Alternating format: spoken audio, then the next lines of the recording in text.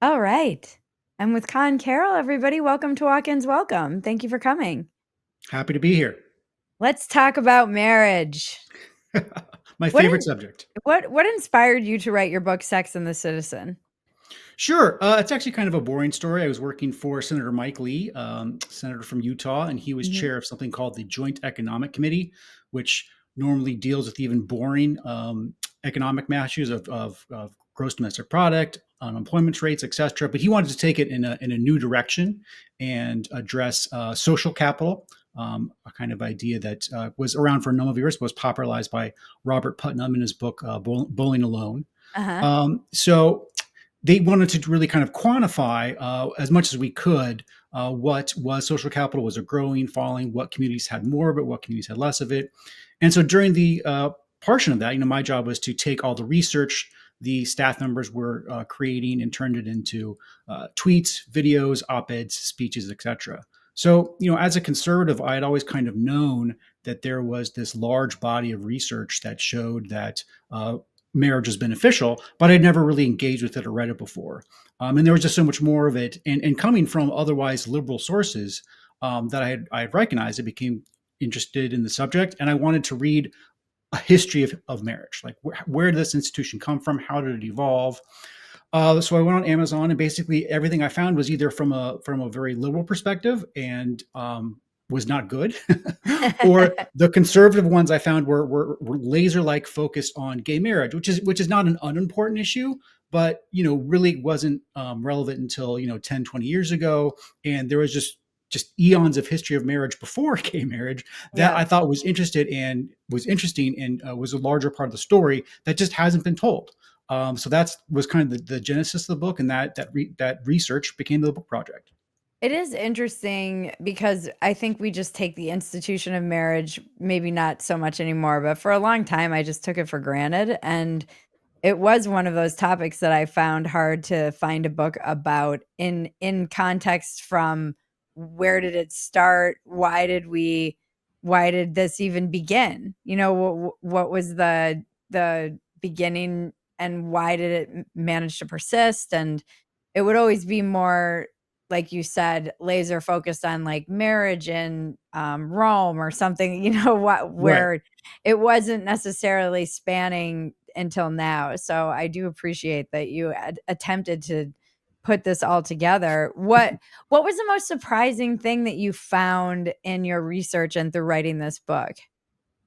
I think with just how old it is, that Mhm. basically that marriage not only is as old as humanity, but it's really kind of what makes us human. Mm. I think from a lot of people who have evolutionary perspectives as I do, less so people come from a religious background, but I don't. I was kind of raised in a more secular household. You look at humanity as a species special for a number of reasons, but ultimately evolved like everything else. And Mhm. what really separates us from our primate ancestors, our closest primate ancestors, the chimpanzees, is this monogamous pair bond. Is what I call this development of long-term projects of cooperative care.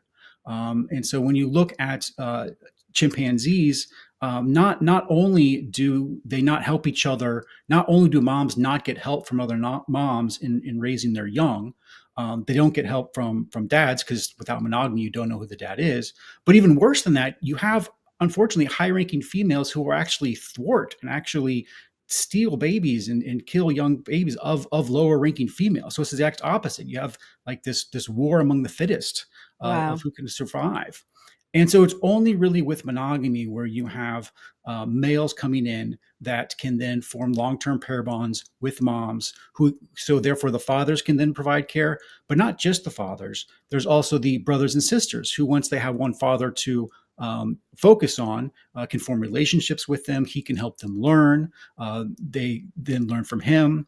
But then also, because chimpanzees, because it is the females that migrate with sexual maturity to avoid incest, right? You don't have mom's mom there to help mom raise the child, but who Mhm. is there is dad's mom. But dad's mom's not Mm. going to help if she doesn't know who her grandchildren are. It's only once you Right. have monogamy that grandma can say, "Oh, those are my grandchildren. I will help them out." And so not until you had monogamous pair bonds did you have three generations. The children, the brothers and sisters, mom and dad, and then the grandparents all coming in helping mom with this long-term project of cooperative care, so that we could build the big brains we have necessary to have the social learning that then gives us the tool set to conquer the known world. What is the oldest known example of marriage? Oh, well, I don't know off the top of my head, but I'll put it this way.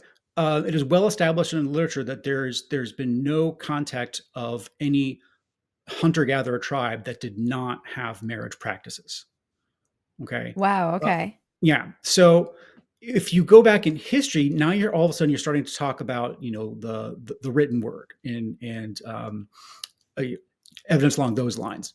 Mhm. And so one another point in my book, I think another thing that um, surprises many people to learn is that pretty much from the dawn of agriculture up until 100, 200 years ago, the vast majority of the earth, the entirety of human history, humans were polygamous. Mhm. So, for most of our existence as humans, we existed in nomadic hunter-gathering tribes, and in that case, we were pretty much all monogamous, just because there wasn't enough of a difference in wealth for some men to collect more wives than others. So, sure, sometimes you would have a husband would die early, and most generally, it would then be the brother would then take on the wife of take on a second wife. But that was very rare. It wasn't until you had sedentary agriculture that you had explosions in inequality and wealth, and that's when you also get writing as well. So pretty much as soon as you have writing, you also have these large polygamous empires, which then kind of became the predominant cultural system up until really just 100, 200 years ago. Yeah. It doesn't seem like it's that old, marriage.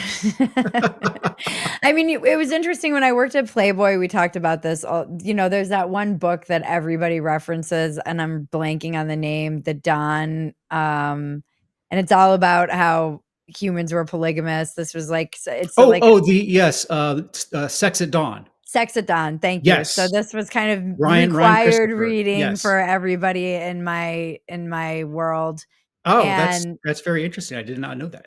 yeah, and it was and just learning about, how common it was and how it really didn't benefit many people actually in the long run, and I do wonder about that just in our kind of primitive psyches that still exist now that we've added these dating apps back in, Mhm. which allows it has a very kind of polygamous vibe to it, and when you're swipe even just swiping is very strange, and I don't know, there have been so many forces, that, like you say in your book, it's really crazy the numbers when you think about how with marriage, it was what were you saying in the '60s, 4 out of 5, and now it's less than half or something Right, crazy like right, that? yes. I mean, a whole number of thought there. One, Sex at Dawn, Christopher Ryan, I mentioned a number of times in the book, and I mean, the shortest story there is pretty much everything he says is false. Yeah, I go exactly. over I go over it specifically in every case. But basically, over and over again, he portrays these, often, uh, you know, sedentary tribes, somewhat nomadic tribes, as being a lot more, women empowering than they actually were, and Right, that the extramarital non-monogamous sex was a lot less consensual and a lot less right. beneficial to women than Ryan makes it seem. Um, Yes. but That was I mean, always the way I felt about that book, and yes, then later on, I read that a lot of it was just, very the way a lot of this information was interpreted, but I always got the sense that it wasn't like there was a lot of female empowerment being considered back in these times. right, right. Um, yeah, I mean, one of them is just to give a brief example, but I mean, there's four or five tribes he talks about, but one of them in particular is an Amazonian tribe where women will have sex with more than one man when they're pregnant. The thinking being among the people that takes more than one dad to make a baby, and that is true. But the optimal number of extramarital partners she has is actually just one more. She's not having a whole bunch, because they've since done other studies that show that the more extramarital partners she has, the less likely any of the extra ones would step up if the primary husband died. And that's kind of the Right. reason the whole did it, is that there's no social safety net for these tribes in the Amazon. And Right. they a lot of the calories that mom gets and her children get are from meat sharing, from hunting. So if husband dies, she's not going to get the meat that she needs to survive. And so she needs another man to step up and be her meat provider. And so by having an extra partner before pregnancy or during pregnancy, it's basically like an insurance policy. She's saying, this is going to be my extra guy if my primary guy goes down. And once you go beyond that extra guy, the number of more partners she has, they actually decrease in the chance that her children will survive if her husband dies, because the rest of them will be like, well, you slept with three other guys, not just me. I'm not going to help you out. But that's just one example. How long was it basically a man's primary drive in life to be the meat provider? Meat specifically, I mean, that varies very much on every tribe's different sustenance breakdown. I mean, you have a lot of uh, instances where women were actually getting a lot of the majority of the calories a day from gathering, Mhm. and then it would depend on very specific situations as far as what percentage of the calories from meat men were bringing in. But to your point, for pretty much all of kind of nomadic tribes, you did have pretty stark sex differences when it comes to jobs, as far as who would go off and do the hunting, do the fighting, etc., and of course who would stay behind and take care of the kids and do more of the other activities. That definitely has been a reality of human nature up through to today. Although we have mitigated a lot of it. I mean, when it still comes down to the fact that women are the ones who give birth, and they have a natural advantage when it comes to feeding young, in ways that their body can do it that men can't. And there's ways we can mitigate that, but at the end of the day, we are still two different sexes. Yeah, I think a lot about this when I I just am kind of obsessed with how much of our lizard primary, that brain still exists with all of this technology and all of these advantages that we have and conveniences. And there's so much talk about the epidemic of male purposelessness. And I do wonder, obviously, there's a lot of talk, obviously, about feminism, which I think it's always very interesting. It's interesting from a culture war perspective because people kind of line up on one side or another. And most families I know have a very hybrid kind of existence. And that was true even for my parents, where mom worked, but maybe at a job at a school so she could still be home and make dinner and have summers off. And dad was a primary provider. And um, I I do so I know my point being, I know many men who have a lot of purpose and also help a lot with the family in ways that, generations before may not have. There does seem to be, like, the division of labor is a lot more fluid than it was for my grandparents, for example. But I do see this purposelessness that men experience, and I get lost kind of down the, like, I guess, manosphere rabbit holes a lot about the longhouse and all this stuff where it's like, "Oh, it's" I just where they'll be blaming feminism, which is always kind of funny to me when I hear men doing that, blaming blaming feminism. It sounds whiny coming from a man to me. But, there is this sense that they don't have this drive or purpose in the way that they did up until maybe 50 years ago, like 40 years ago. It's Yeah, I kind mean, of crazy. I think that's always fair. I mean, to speak to your point, I mean, my parents both worked, full time, Yep. but there's a U shape to that, in the sense that when you have more low income families that are married, you generally have a husband who works full time and a wife, mother, who will work not at all if she can, but generally part time when they have kids. And that's the way it is for kind of lower income. And then you have kind of the middle class dual income, which is more me and my parents. They both work Mm-hmm. full time. But then when you get back up into the higher incomes, and these are wealthy, educated, empowered women who generally consider themselves feminists, Yeah.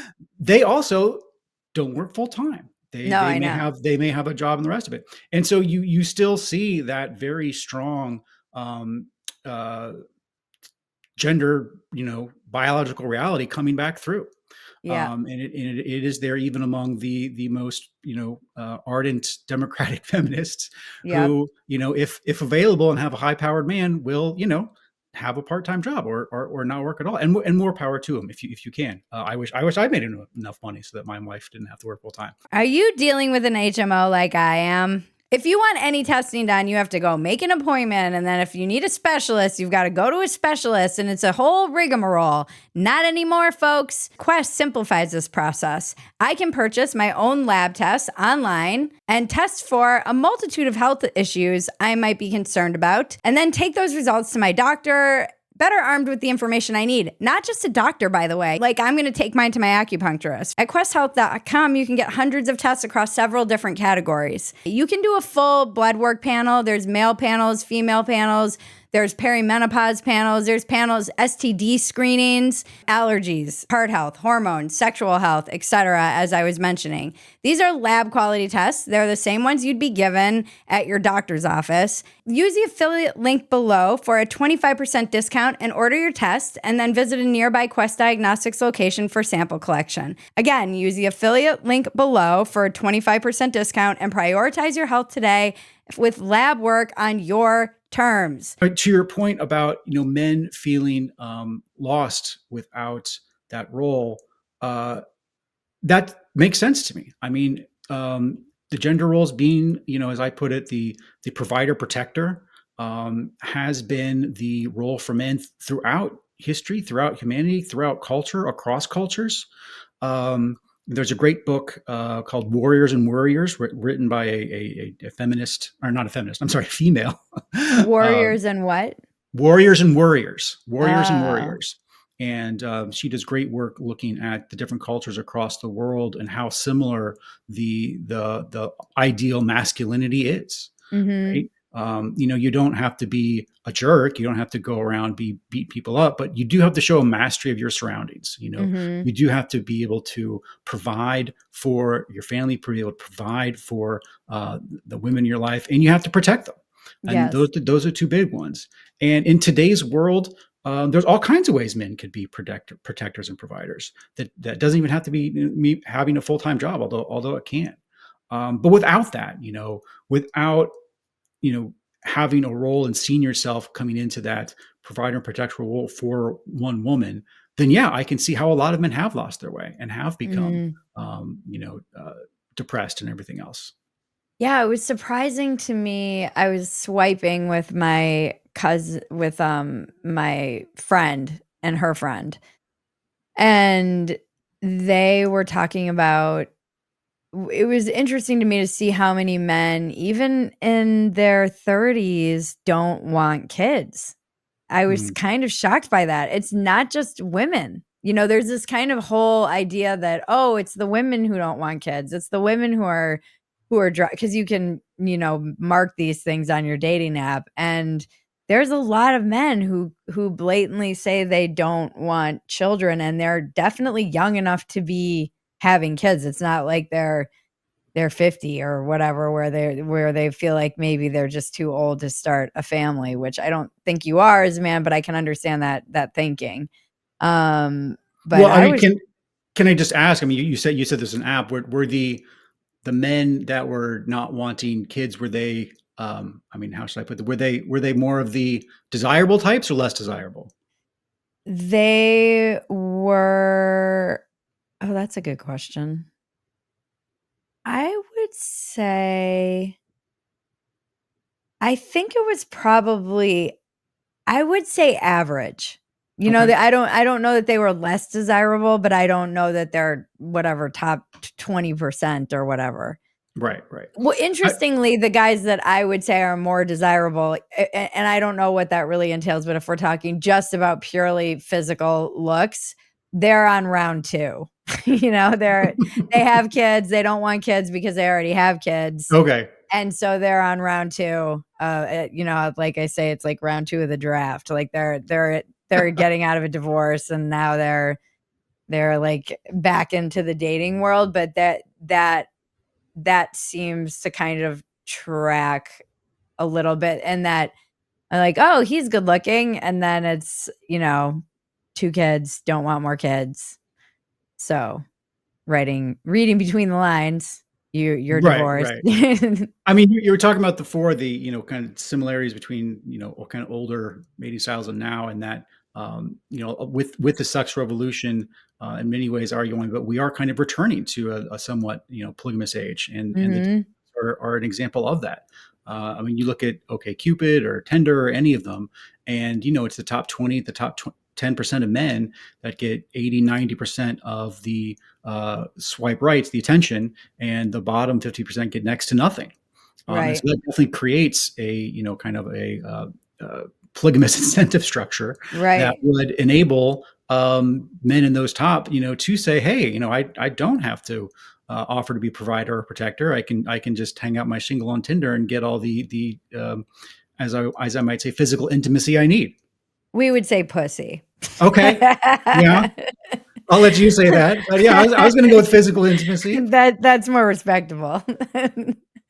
Um, yes, that does seem to be the I mean, I know there's a lot they can do a lot of we have a lot of data on this now Hmm. with these apps, more probably data than ever before. Oh, by far. And it is I see this a lot in cities living in Los Angeles. There just was a general feeling that men didn't wanna settle down because why would they? There's like an endless supply of young starlets and young women coming through the town. If you're a good-looking, desirable male, you with a job and a Tesla or whatever, you can just kind of do that forever until you're dead. I No, mean there's a culture goes up around that, and then once Mhm. that becomes acceptable, then that just feeds on itself for those population subgroups, and you I mean that you do get into a rut where if men can get away with that, they will. So here's what's interesting though. I would say as a woman who's swiping, it's a much bigger red flag to see a 50-year-old man who's never been married than a 50-year-old who's on round 2. Like, as someone who's I'm 46, so as somebody if I was to be date swiping through and dating, I would be considering the man who's already been through a marriage and has children at 50 to be more desirable than someone who hasn't, and that actually would be kind of a red flag to me that he hasn't already born children and been in a relationship. No, that Or definitely makes sense to me. Like if you weren't if you're 50 years old and you have not been able to form some type of long-term relationship with a woman, why would you be able to start now? yeah, definitely not. Yeah, that's it's really I'm so obsessed with all of this stuff and being being someone who never really wanted to get married and now I'm on my second marriage. My first marriage, I got married very young and we were both What's very young? well, I was 23, he was 21 Okay. Oh, and wow. yeah, we were young. And No, I meant that you also were older. oh, we were older? No, Oh, that I was older. that you were Well older. well, you'll find out why in a minute Okay. probably. It's not just because he loved older women, he was from Belarus, and so part of it was that we were young and we were in love, but we also had this, "Oh, he could be booted out of the country hanging Right, over our right. head all the time." Had he been American, I don't know that I would've married him as quickly, but we were married for 5 years, you know, we it just I think it fell apart for reasons that were not just because we were young, we were also both, quite wild kids, I guess. And I have read a bit of that history. yep. So so I think what I learned from that marriage, though, is how much I underestimated the institution of marriage because my parents are divorced. And so I was like, whatever. You can just get divorced if it doesn't work out. And even our very simple, not having children, not having property, not having anything that you have to deal with when you get divorced, which makes it even more traumatic. Even our simple divorce was very upsetting, and it meant more than I thought it would. Were you in California at the time? I was in Rhode Island. Okay, okay. Mhm. And then, when we separated, I was in California, and we were trying to make it work, and then it just wasn't working. So it was that was something that I kind of decided I would never get married again, and then I met my current husband, and much like him, he was like, "I just wanna call you my wife." I just wanted him to be my husband. Now, I see that, and you talk about this in your book, that's not as common. There's many people, I know so many people who are just cohabitating. They don't need to have that kind of feeling of like, this is my wife, my husband. And maybe this is when I started moving to the right or something. I don't know. I don't know what that feeling was. Can you help me? Can you explain what that is to call someone up to, what that institution of marriage outside of just having the state involved in this, and having your family Yeah, well, I witness mean, it's this. right. So, I mean, the state, is involved in marriage as long as there has been a state. It's hard not to. But what I kind of call the magic of marriage has to do with more than just the state. It has to do with our community and our culture, in the sense that when we do get married, there is a certain set of behaviors that is expected of the husband and the wife, and then the community expects them to live up to that. Not so much today, but definitely before. But still today, people expect husbands and wives to be faithful to each other. Mhm. They expect them to live together. They expect them to be kind to each other and support each other. And so when you look at someone and you want to have them feel them as your wife, it's not just that you want that promise from them. It's that they're making that promise publicly, and then everyone else around you then expects them to follow through on that ideal of what a husband, of what a married partner should be. Interesting. Do you think that it's funny too, I was thinking a lot about this just lately because of, Elon, really, and him being this kind of figurehead for the I guess we won't call it conservatives, we'll say the right, which That's this fair, is I a guess. very strange break in my lifetime to have the right divorced from conservatism, because Yeah, go on. I mean, yes and no. I mean, I think it'd be very fair to say that Elon is more of a libertarian, right? Mhm. And so, conservatism has had a mostly on, sometimes off again relationship with libertarianism for a long time. Um, Libertarians are their side chicks. Kind of, yeah. I mean, we're talking about political coalitions, which are very different than marriage. Political coalitions, change with over time, over needs and circumstances, and that's expected. But I mean, when it comes to something like immigration, Elon has different views than a lot of conservatives. And when it comes to something like IVF, Elon Musk has different views than a lot of conservatives, but apparently not different views than Trump. Mhm. When it comes to marriage, Elon has different views than Trump. I think Trump comes from an earlier generation. Some people say, "Oh, he's been divorced 3 times. He clearly cares nothing about marriage." But on the other hand, I always tell people to think about what Trump would look like in a polygamous world. An unconstrained Trump that could have as many wives as he wants. I mean, he What would would look that like Elon. well, yeah, I mean, the Elon's interesting because of course Elon. I mean, you guys, he's what, been divorced 2 or 3 times. I'm not sure, but I mean, I think the key point is that he hasn't had um, marital relationships with all of the women he has decided to procreate with, right? So Right. some of these are um, contractual. I think some of them are in non-sexual, agreements to have children together, which I mean is very Silicon Valley is all I'd say. But it's Um, also very tribal. I mean, isn't it very kind of back to our roots of just spreading your seed? I was talking to somebody and I wish I could remember who it was, where the now theory for why women's periods sync up is because men would have to try and impregnate as many women as they could in the event that they then went off, and sometimes they would just leave if they got into battle or a war, and they would join a similar tribe or something like that and never come back.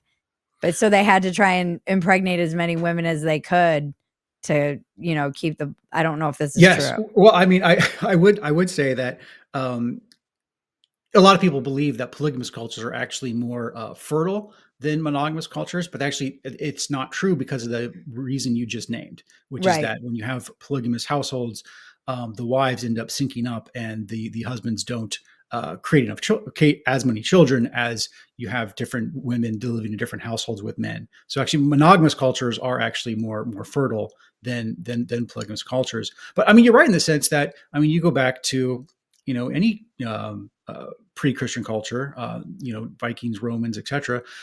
You had men that definitely wanted to. I mean, throughout history, a lot of the power of a man and the power of his clan, his patriarchy, came from how many wives and children he had. So Mhm. absolutely, Elon is definitely a callback to that. I think and he's not alone. We have your favorite influencer, Andrew Tate. Who's going around tweeting that if you've only, I forget how exactly he phrased it, but if you've only impregnated one woman, you've never really conquered anything, right? You have Bronze Age pervert and all these other people on the right Manosphere. on the Mhm. manosphere that are adjacent to conservatism. And I think it's hard to deny it, but I do think that there's just some fundamental differences between Musk, who even Musk and Tate aren't carbon copies of each other. They have very different ideas of the world. I believe Musk is, or not Musk. I'm sorry, Tate is a practicing Muslim now, Mhm. which of course doesn't get in the way of him having more than one life and more than or children with more than one woman. Um, but yeah, I mean, it's something where I do think there is a temporary nature to which the conservative movement in the Republican Party is attaching itself, allowing itself to, in some ways, be led by Musk, and we'll see how long it lasts and see how far it goes. But it's not as though the Trump administration is going around and trying to make it easier for the Musks of the world to have as many of these side families as possible. Yeah, but I do wonder if there's all this talk about politics being downstream from culture, if this is the cultural ethos on the left, and to a certain extent now libertarians and even manosphere right wing adjacent Andrew Tate, Bronze Age pervert. Now we have this basically across the whole political spectrum, and men are getting this message. Why wouldn't they? Why wouldn't they internalize that? I mean, this But seems to be I mean, you also have very figures in the party that are more old school and more family values. I mean, you have JD Vance there up at the anti-abortion rally, the Roe versus Wade anniversary rally, which they don't want to do anymore because Roe versus Wade is God. But he basically said, I want to have a society where as many babies as possible. And mhm. of course, he's doing it through a regular monogamous Catholic framework that I think is a great model for young men. Yeah, I don't know how many young men, maybe JD, but I think more young men idolize Musk and Tate just from a numbers standpoint than they would some of these more traditional guys, and I do wonder if this assault on marriage is destroying democracy, which you are arguing. Very much so. What it seems like it's coming from everywhere, the assault on marriage. It doesn't seem like it's just, it seems like the culture in general, from kind of vaguely gesturing all around, is not, and let's not even, we haven't even gotten into what women are being told about marriage and why they shouldn't be married, etc. It does seem like the culture at large is really not that supportive of marriage. I agree, but that's all the more reason to push back and to push back through policy, and I think we can. I mean, bringing up this manosphere, brosphere, whatever. I mean, when you look at like barstool conservatives, which are very more pro pornography, pro betting app, etc. I think those are absolutely terrible cultural Mhm. initiatives, which make marriage harder.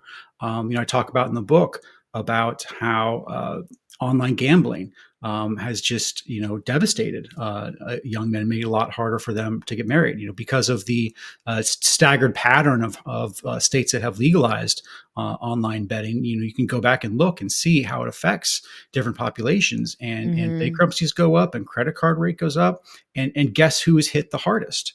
It is young men of marriageable age. And when you look at the decline of marriage, it is almost entirely among that demographic. Young, wealthy men are doing fine. College educated men are getting married and having kids like it was the 1950s. It Yeah. is men who are not have they cannot command the wages, not command the income to support a wife and children, that are having a lot more problems. And so when you look at something like online betting, that makes it even harder for those men to become that provider, to become that protector to a woman. And the brosphere, the barstool sparks, they don't care. The libertarians don't care. Like, oh, they made Yeah. bad choices. That's fine. Um, but no, that's not what the job of government is. That was never what the founders thought the role of government was. Is that they always envisioned government setting guardrails and making it easier to helping communities, helping families create character. And so, what is the good that we are getting out of this online betting apps? I don't know how much sports you watch, but it wasn't 6, 7 years ago, you could watch the NFL playoffs, watch a college football game, and not see a single advertisement for these betting apps. Now it's like every ad just being shoved down your throat. Bet, bet, bet, bet. Yeah, that's going to have an impact on the culture. Yeah, that's going to have a negative impact on men being able to command an income, and it's going to have a negative impact on marriage, and that's terrible for culture. And We so there always say are no to those ads what? when we always say no to those ads when we get offered them, because I can't stand it. I won't. Oh, you're a better person than I am. I'd probably take the money, but I I, do. I I thank will. I I've thank you said for no doing to a it. lot of betting money, but I've seen what gambling. I mean, gambling addiction is so gnarly. It is. Those behavioral addictions are very difficult because you can't just, it's like, it's not a substance. I've quit a lot of things, but I've been able to just, you can still quit a thing. It's not like a habit. And I think the behavioral addictions are actually much trickier too. It's why eating disorders, for example, take 7 years on average from beginning to end to even try and get over, because you can't give up eating. You can't give up going online if you're a human in this world. So you have to figure out how to build guardrails around. I mean, it would be so easy to slip up, and it, like you said, it is everywhere. It's completely infused in our culture now. And I've seen what gambling addiction has done, and it is as gnarly as drug and alcohol addiction. And in some instances, I would say argue that it's worse. Yeah, and I would just say, people talk about how hopeless it is to change culture, but this is a policy choice governments made at Mm, the state and federal level to embrace this and embrace this revenue. We can undo this damage. We can we can reban online gambling. It's possible to do imminently. It just wasn't that long ago that this didn't exist, and we can go back to that world. But these are the hard choices we have to make. And for the Republican Party, it's going to be tough because you're going to be alienating the brosphere, the barstool sports Republicans when you go along this route. But I think you have to ask yourself, what are we really even trying to accomplish here? And for me, and I think for a lot of conservatives, for Vance, definitely, the point is we are trying to create a society where young men and women can get and stay married and form healthy families. And if we're not, what the hell are we doing? Yeah, that's one of the things that, again, as I've been caught in the crossfire of the culture wars, and I'm really obsessed with all of these dynamics, and I'm fascinated with the right now because it seems like you said, political coalitions are not always perfectly in alignment. You need to get things done and agree, and you need to form these. But if Andrew Breitbart was right, and I do think he was, and politics are downstream of culture, I'm not sure there will be much left to conserve if if conservatives in particular get in bed with um, people who are going to undermine fundamentally the ideas that they're trying to conserve. I don't know how that works. I'm not sure conservatives do either, because there are these like political things you want to achieve. But once you let that genie out of the bottle, how do you put it back in? Once on you, like you said, you can reban it. Are we going to make marijuana illegal again? Probably not. We're probably never going back. I would say that society started deteriorating. They're going to look back and be like, that was a strange overlap of things that happened at the same time. And it's like putting AI back in the bot. How do we my bigger question to somebody like you is, what do you see as the path forward with all of these obstacles now?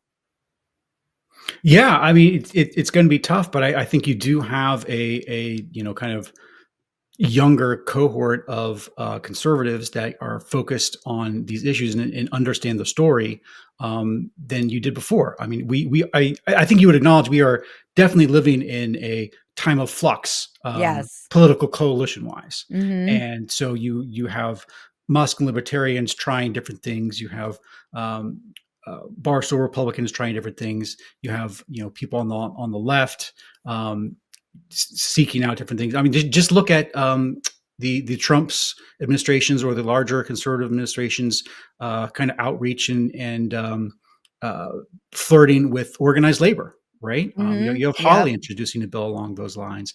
You have the labor secretary, which may or may not get confirmed coming up. But there's definitely a realignment there. Of is there some way that we can Hopefully move not. ourselves away from hardcore religious free market always is right orthodoxy to something that kind of cares more about stability, kind of realizes that there are harms from certain trade deals, especially with China, kind of realizes that there are harms from low wages, from illegal immigration, and can we do some things that aren't necessarily free market focused to address those things so that Mhm. we can buttress the family, so that we can put those guardrails back up. And so I think you have seen a pendulum swing on. You brought up marijuana. I mean, it used to be all of these state ballot measures would all pass easily with flying colors. Florida just rejected one this past year, which is the first Yep. time one was rejected in a while. Mhm. Um, you know, can we build up momentum to push it the other way and roll back some of these things? Maybe not completely, but I think the more marijuana has been legalized, and the more use it has had, the more harm has been shown from it. Mhm. Just in the mental illness that has caused, but as well as other health and respiratory concerns. So I think as we learn more about some of these things, as we learn more about the harms from online gambling, maybe we can do more about it. Um, I was we joking haven't. on Sorry, go on. Right. I was just joking on Dumpster Fire this week about how all the drugs that I would get arrested for in my youth are now being prescribed as therapy. I'm like, "How did that happen?" Right. Which I probably not great for all of them. Maybe some of them, but probably not great for all of them. And I mean, you see this with we haven't touched on this issue yet, but it's adjacent to all these issues: pornography. Mhm. You have because Christoph wrote that article about Pornhub, and then all the credit cards backed off of Pornhub. You have a whole bunch of states, pretty much all Republican states now, passing age verification laws, which is again called Pornhub to just pull out of all those states, which I think is great. Um, Ironic use of words. I'm sorry, didn't even think of that. Okay, but yes, Phrasing. Are we not doing phrasing anymore? my bad, my bad. But the federal government could do more. I mean, the Department of Justice used to go after pornographers Mm. up until the up until 9/11, basically. Clinton pulled it back first. Bush, Ashcroft, who put Ashcroft in, he was gearing up to do it, but 9/11 completely moved it. But I mean, under the first Bush administration, there were tons of pornography prosecutions. We could go down that road again, and I think there's a lot we could do to make pornography less acceptable. I mean, speaking of Elon Musk, on our favorite social media platform, pornography is I think Everywhere. most people don't realize how much is there just from a search away. Mhm. But that is just one more way in which I think as the harms from pornography become more evident, I think you could see a political coalition going along to force the Twitters of the world to force pornography to at least be less acceptable as a behavior. And going back to online betting, maybe we won't be able to ban it, but maybe, like cigarettes, we can at least get the ads off TV. At Mhm. least we could get the Mhm. ads off online. We could at least get the ads off the stadiums. That would be progress. And I think on a whole host of these issues, Republicans have to look at what is the possible that we can achieve within the existing coalitions or possibly new political coalitions that Mhm. would make this society a better environment for families so that young men and women can get together, get married young, and have a prosperous life together. I mean, I think what is probably going to happen too is a lot of men are gonna come in a lot of ways that women like myself and older millennials, younger women than me are stumbling kind of out of the sexual revolution going, like, "You need to go back." Like, it's a trap. Men are gonna stumble out and be recovering from porn addiction and gambling addiction, and these are the men who are going to have to lead the way out of into hopefully inspiring other young men and warning other young men about the dangers of these things. You're kind of going to need people who have been through it to understand it, because if you it's very hard when it comes from it's why recovery works. It's one alcoholic talking to another. If there is a large population of men who are addicted to online betting, someone who's never had a gambling addiction it's gonna be very hard to hear from them when it comes to, oh, here's what we need to do about this. And I think unfortunately it's kind of like the detransitioners too with the kind of trans stuff where you need these survivors to kind of turn around and go, "Hey, Right, this." but that's another issue where I think we're making progress. Like I Yep. think the pendulum's swinging on that one too. Mhm. So I mean, I think we can look at how ubiquitous porn is and how much damage it does, how ubiquitous online betting is, and how much damage it does, and the trans stuff.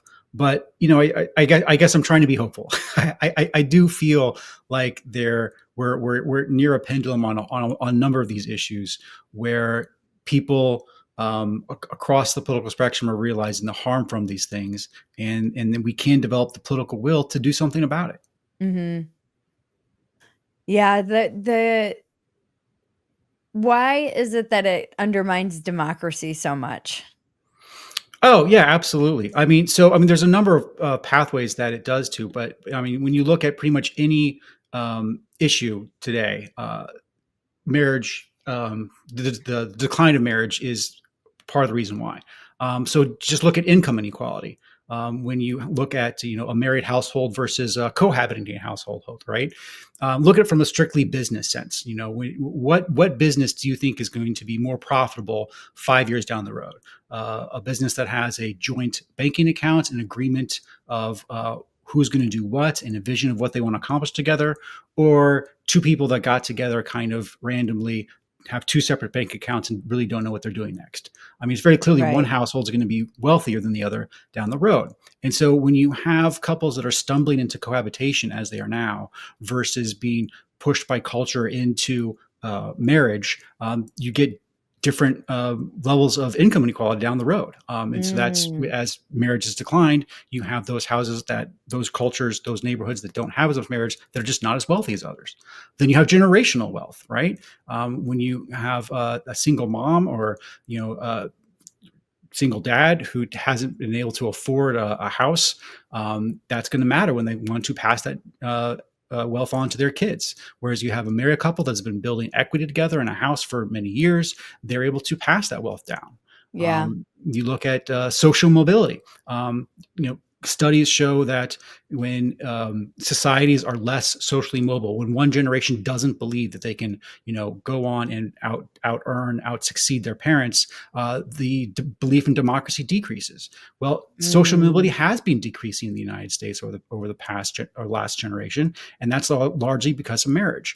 When you look at those neighborhoods that have the highest social mobility, it is those marriages with the most number of married fathers in the home, and it is Wow. those neighborhoods where you have the least number of married fathers, where you have no social mobility. Crime. Uh, those countries that have higher crime rates have lower social trust, lower democratic participation, less faith in democracy. Guess what causes a lot of crime? Marriage. When you look at communities that have more married fathers in the home, there's just a lot less crime. Mm-hmm. Um, the Surgeon General has talked about an epidemic of isolation and loneliness. Guess what's a big driver of isolation and loneliness? The decrease in marriage. Those people who are older, who never married, are a lot more lonely, a lot more isolated than those that haven't. Even polarization. When you look at this last election, about 60% of married men voted for Trump. About 51% of married women voted for Trump. About 51% of unmarried men voted for Trump. And then you have 70% of unmarried women voted for Kamala. I Uh, know. so you just have pretty much everyone in the center right that is kind of normie, conservative, and then you have the unmarried women population, mostly younger, that is just off the charts liberal, and you see it across the world. You just have the young unmarried women going far, far to the left of everyone else, and this political polarization makes it harder to govern. And then the last one is kind of adjacent to this, but it's my well, this is also Musk related, but it's my natalist friends, and in the sense that when you have society like Korea, where the population is absolutely collapsing, it makes it harder for the economy to grow. It makes it harder for just every aspect of society, including democracy. Well, guess what's driving the decline of fertility in the United States? Again, it's the decline of marriage, Right. because married women obviously have more children than unmarried women, and the earlier a woman gets married, the more children she have. So to the Mm-hmm. extent that the marriage age gets pushed off and fewer women get married, you have a decline. So Mm-hmm. all you would have to do to fix the fertility rate in the United States, you don't have to go back to 1950. All you have to go back to is the marriage rates in the average age of marriage of 1995, and the Wow. United States fertility problem would be solved. What was the Um, average age then? oh, you're gonna make me look it up. I probably like 26, 24, Okay, 26. yeah. Men are always like 2 years older than women. But it was something around there. Whereas now it's probably like 30, 28 or 32, 30, Yeah, my something along mom those had lines. me at 25 and This is average age of marriage, not average age of first birth. But right, but I mean, I was a honeymoon baby, I think. okay, So she was maybe 24 when she got pregnant with me, got married, and had me at 25, and or I guess she was probably 25 when she got pregnant with me. And then had 4 more kids. So that yeah, bears out. earlier start. But the point is, I'm trying to make is, I don't think 1995 was that oppressive. Right. I No. remember it. You said you were 46, so you remember 1995 Oh, as well. yeah. Those are the It golden was good, years. good times, good times. Yep. All I'm asking is go back to 1995. They didn't even have online betting then. Yeah. That was an interesting. I think about, so there's a pretty big split, and it's very coastal actually. So I graduated from high school in Minnesota, although my family is from the East Coast, and then I lived in Los Angeles for many years, starting in my mid 20s. And my friends from the Midwest pretty much all got married right after college, and have, they followed that kind of traditional path, like go to school and then get done, and then they all married, many of them high school, college sweethearts, and started having kids in their mid 20s. They have older kids now, or teens, or late teens, or they're done. And then I have this other group of friends who are city women like myself, and they've started much later. It's like every woman I know in comedy right now is having a baby, but we're all geriatric and live on the coast, like New York, LA. And this is something that was a crazy statistic when I got pregnant. My doctor was telling me the average age of a woman first time pregnancy for West Los Angeles and like parts of, upper East New York, whatnot, was 38 years old or something like that. Wow. That means there's a Blows lot my of mind. women in their 40s. That's the average age. That means there's a lot of and even I would go in and joke about how I was a geriatric and I was 42 when I was pregnant and 43 when I had her. And he's like, "Bridget, when you look at my list of people that I'm seeing today, you are in the middle of the pack. There's women who are 40, 47." I'm like, "That's crazy." I didn't. Yeah, I mean, people are really, kind of pushing the envelope these days. But you look at studies, and a lot of women don't realize just how hard it is to have a child when you wait longer. Very hard. Um, And and it also, something that I will say, going back to your having 3 generations to kind of help with this child, Mhm. people my in-laws can't really, they can on one side they can, but, mm, they're in their 80s, they're the early No, it 80s, makes a big difference. It makes but a big they're not difference. able to keep up with a toddler. Not at all. No, yeah, right. It's, people will be like, "Oh, your in-laws are moving there. Yay." We're like, they're not. It's not like they're in their 60s, and when you No, should be a and grandparent. having that intergenerational help is it's huge. Oh, It's yeah. very key.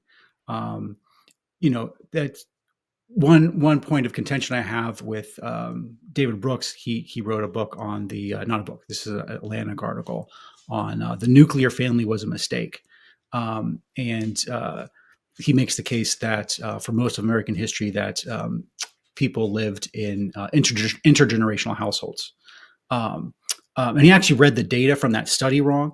So the study that he cites did say that 80% of seniors, live with or lived with their children when they were older.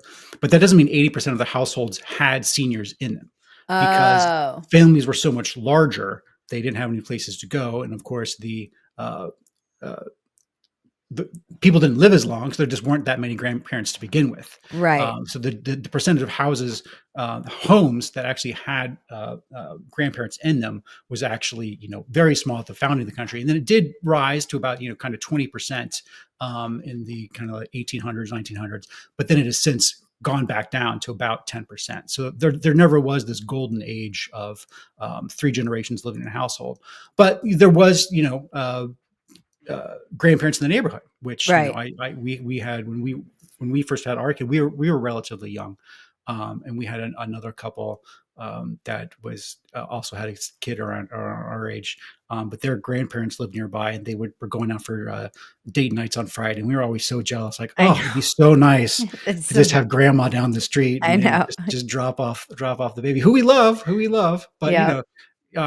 people don't realize how amazing just a 3-hour break can be. Oh, it is. This was one of the hard things when I moved here with a 1-year-old was I was, we're so much more atomized now and all over the place and just we're not living in the same town. And I thought seriously about moving back to my hometown where my family is so that she would be around cousins. And then we run into the same problem where my husband's family's on the West Coast, my family's on the East Coast. Now we're instead of being 6 hours away from them, we're now 6 hours away from his family, and so we split the difference here, but it meant that I was completely isolated when I moved here and had a 1-year-old, and I didn't I really struggled. Like, uh it was very hard. Yeah, I and then would of not course you recommend that. no. I underestimated just we had family in Los Angeles. We had in-laws. I had an aunt and uncle who are like my parents, and, they would make us food when we hadn't slept. They came by and gave us, like you said, just that 3 hours so that we could sleep, and we had none of that, and it's been challenging. I will not lie. No, I those extended, family networks of support really help. Yeah. I think that, uh, it's I don't know, I really have a lot of fondness now for just the that simple structure and growing up with my grandparents in my life and cousins and having aunts and uncles watching us and stuff like that. There is something that network and support is so necessary, and it is, I think, a large reason why you're just not seeing that many people having kids because it's so hard and not to mention hard, but expensive. I mean, you can't afford to have if you're middle class, you don't have grandparents and aunts and uncles around, you can't afford to have full-time or even part a lot of people and babysitters, by the way, are so expensive now. No, absolutely. I mean, we're on care.com all the time. Earlier, no, my youngest is now 12, so it's a little easier. Um, but yeah, I mean, we would, know we knew exact the mark of how long you could keep around a babysitter for before you had to start paying Social Security taxes, and then we would just cycle through them. That's really funny. Yeah, exactly, before you have to give them a 1099. Exactly. I know. We knew exactly where that line was. What do you hope, people take from your book? Um, that there's hope. That we have a chance. That when you look at why marriage is declining, it's because that there just simply aren't enough marriageable men out there, and that currently the means tested welfare state forces women to choose. We didn't touch on this so much, but the decline of marriage really starts taking off in the 1970s after this case called Kings v. Smith, which basically got rid of man in the house rules, which had their own racist origins to begin with, which is bad. But once those decisions were made, it created an incentive structure where women were forced to choose between either the means tested welfare programs or a husband who may or may not have a job. And so while welfare is just one program, pretty much any means tested program has these same incentives, whether it's Medicaid, whether it's Affordable Care Act, whether it's food stamps, whether it's Section 8 housing. Um, and some people say, oh, well, the working poor, they don't know what the cutoffs are for all of those things. It's like, yes, that's exactly the point, but they know they exist. And there actually is polling, which I go over in the book, that shows that working class Americans do know that if they get a job, or if they marry a husband who they're currently cohabitating with, or they're currently seasoned, that there's a risk that they could lose those benefits that they definitely are relying on at the time. They And so, absolutely know this. yeah, They but I mean, absolutely know this. I a know lot of people who are Democrats will making deny this. decisions not to get married because it will affect their health insurance for them and their child. Right, right. It Yeah. absolutely happens. Yeah, this is not But like some secret. People are definitely, not getting married for these reasons, even if they've been living together for common law 8, years. right, right. But again, like the online betting, this is a policy choice we had made in the past, not even on purpose in this case. We can undo it, Can right? you explain that policy choice? What the what the logic was behind that policy choice? So the policy choice was not to punish marriage. That was not what they were trying to do. You're trying to establish a means tested program, right? So instead of like Social Security, which everyone gets, we're talking about, or Medicare, which everyone over 65 gets. Medicaid, only people below a certain income get, right? Right. And income is generally measured by household. So Right. if you're a single mother and you have a job and you're making like $20,000 a year, and then if you were to marry a husband who is also making $20,000 a year, that may bump you up above the $30,000 thing. So that whereas before you were getting free healthcare, if you get married, boom, now you don't have free healthcare. Right. And then that can compound with earned income tax credit, child tax credit, food stamps, all kinds of other things. Whereas, so if you're looking at the incentive structures, do I just want to shack up with this guy, cohabitate versus marrying? You're going to be pushed towards the cohabitation, right? So Mhm. we're pushing, all kinds of working poor into a marriageless world, And and it how doesn't would have to be you that way. change that? You Would could you very just easily say, raise the bar? you could raise the bar, or you could just say if you would qualify this as a single person, you still qualify it as married. So you just have two eligibilities. So instead of having the household the income bar, like if you qualify for Medicaid or food stamps as a single household, as a single woman, you just say becoming a household or getting married would no longer disqualify you from that program. Okay. It wouldn't. It Yeah. wouldn't be that hard. It wouldn't be that hard. It wouldn't be. It would be. It wouldn't be expensive fix, relatively. But I would argue that the more money you spend would pay itself off over time. Just because marriage is so beneficial. Mhm. Just because people are the children from those married households are going to have higher graduation rates, are going to be employed more, are going to have less trouble with crime. I think it would pay for itself. So it's a simple a fix in the legal sense, but it would be a more complicated fix in the how to pay for it sense. Mhm. Um, and that's just one issue. Then you can look at pretty much any issue that deflates, particularly male wages, is a detriment to marriage, because the fewer men you have that can command, that can produce a wage that can provide for a wife and child, the less marriage you're going to have. So we're talking about trade with China. We're talking about illegal immigration. We're talking about regulations that make it harder to build.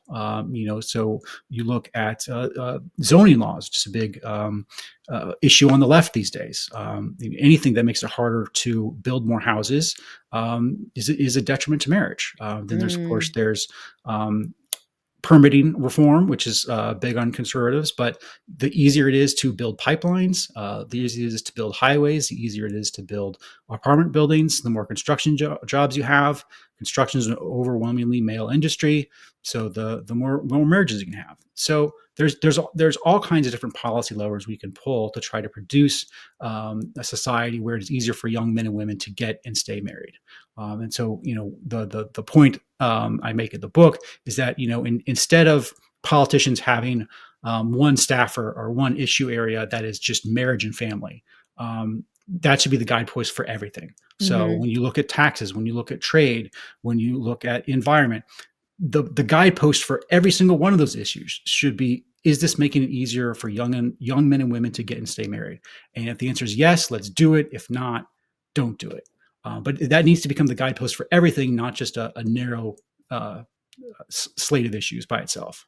Are the marriage rates in South Korea, is that what caused this kind of birth rate collapse? Was it just people stopped, the women stopped? I was reading somewhere that women just don't wanna get married at all in So, I South mean, South Korea. Korea has its own issues of both workaholism, I guess I would call it, Mhm. and kind of the corporate focused, and they do have more regressive gender roles than we do. I mean, you talked about earlier just how within your lifetime, fathers are much more likely to do more work around the house. That Mhm. is less true in Korea. So when you combine those, there is a much stronger sense among women that marriage is a bad deal for them, Right. than there is in the United States, and it's because of those issues. Got So it. it is a little different for South Korea. Mm. What is the pushback that you're receiving for this book, if any? Oh, not a lot.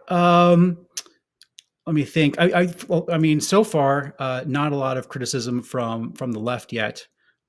Generally, when I engage people on Twitter, they say, "Oh, there's nothing the government can do to help people get married, or the government shouldn't be choosing your husband and wife for you, or the government should be trying to help you get married." Mhm. And my point to them is like, "Look, there's a lot of stuff the government already does that pushes you away from marriage. Right. All I'm saying is we need to get rid of that." I think from more of my conservative friends, it's more of um, not acknowledging or not having a solution or not acknowledging the role that religion plays in promoting marriage. Oh, In the sense interesting. that, I mean, I think it's somewhat interesting criticism, since the fourth chapter in the book is all about how the Catholic Church changed the world history by bringing monogamy back Yeah. through its marriage and family program.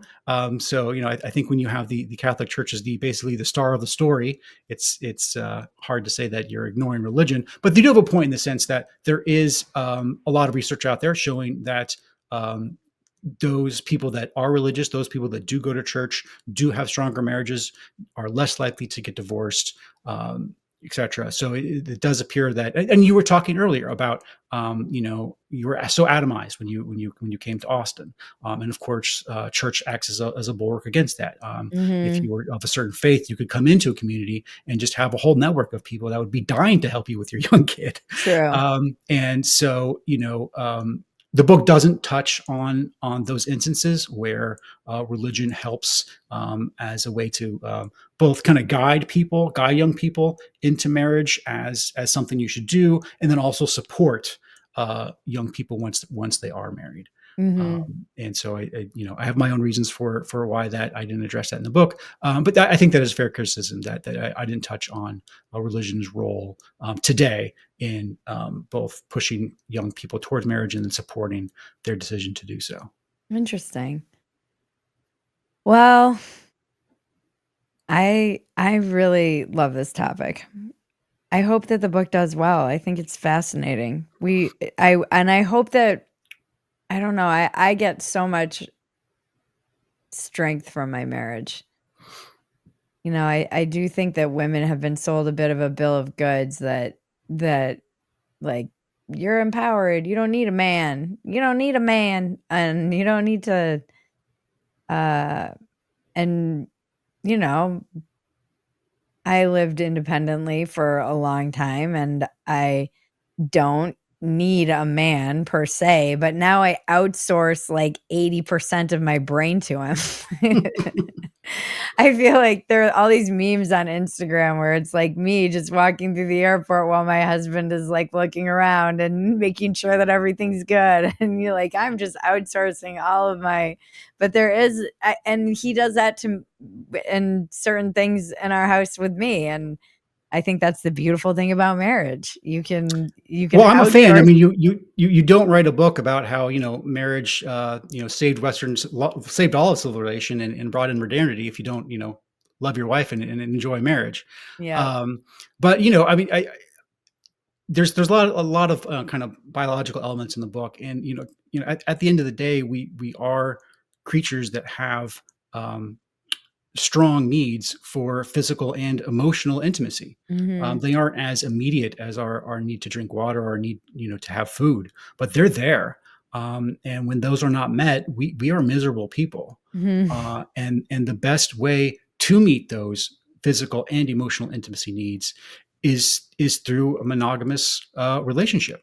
Yeah. And marriage is the best institution that delivers that. And so once that starts breaking down, people's basic needs aren't being met, and the entire society suffers. No. I think that's where we are right now. Unfortunately, Well, what is your biggest defective character? my biggest defective character. Yes. Now we're gonna make it about you. Oh, wonderful! I wish I had prepared for this. No, My I like to surprise people. Oh, great! My biggest defect of character. Um, What would your wife say? uh, well, probably leaving the toilet seat up. That's not that bad. Uh, No, I think, I could definitely say I'm can be lazy sometimes.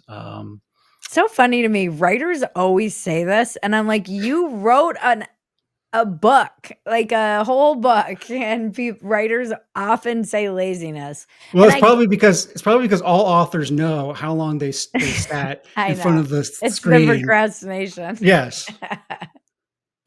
Yes. What's your biggest asset? Um, I would say my open-mindedness. Mm. I think my parents were both kind of left of center Democrats, but I ended up on the right, and just they very much always instilled in me to keep my mind open and um, be open to other ideas. And I think they may regret it since I'm now a conservative, but ultimately, I think I'm thankful for it. How did you end up on the right coming from the left? Oh, I don't know if I was ever. I mean, no, I was definitely, raised in a staunchly Democratic household. Like my parents definitely hated Reagan and the Republicans. Absolutely. Um, growing up in the early '90s Bay Area, it wasn't as woke and crazy as it is now, but it was woke and crazy at the time. Um, you had Ebonics going on. And that's just a terrible way to learn to read. You had the Rodney King riots and then the O.J. Yeah. Simpson verdict, and just had a number of just law and order elements where it's just like, no, we need to not have people rioting, and the Mm. for as imperfect as the cops are, we need them to keep us safe. Mhm. um, and then you just have a larger kind of intellectual journey from there. I, Yeah. I would say I was kind of more libertarian at some point than I am now, but mostly from that kind of reaction to Bay Area liberalism of the '90s. Kind of, I think it can push a number of people to the right, just as the wokeness of all kinds of institutions, on university is pushing young men to the right now. I Yes. think I think that's kind of how I came to it. Interesting. Well, this has been a pleasure. It flew by. We've been talking for almost an hour and a half going on, so I don't wanna take up too much of your time. Where can we find you and your book? Absolutely. Amazon. It's Sex and the City, Sex and the Citizen, the assault on marriage, destroying democracy. And then I'm on Twitter way too much at Conn Carroll. Aren't we all on that site way too much, Con? Unfortunately, yes. But I think there's worse habits to have. So as far as Is there? procrastinating habits, I think Twitter's towards. It could be worse. I could be on FanDuel all the time. Ugh, yeah, that's true. I don't know. I have such a love-hate relationship with that platform because I've struggled with being addicted to it for now over a decade, I think. Yeah. I mean, I followed you on there for yeah, probably over a decade. I mean, you've been posting on there since For a the long Playboy time days, right? now. Yeah. Yep, mhm. I if I don't follow you, I need to, and I apologize if I don't. Um, and okay, well, I It's hope been a that your book pleasure. does well. Thank you so much for sitting down and talking to me about it. I love this. Anytime. And you're welcome back anytime, and if you're ever in Austin, please let me know. Absolutely, will do. Thank you. The check-in with Bridget and cousin Maggie can now be found at Phetasy.com. It's been titled Another Round with Bridget Phetasy, and it's now in video. This has been Walk-Ins Welcome with Bridget Phetasy. I'm Bridget Phetasy, and you're welcome.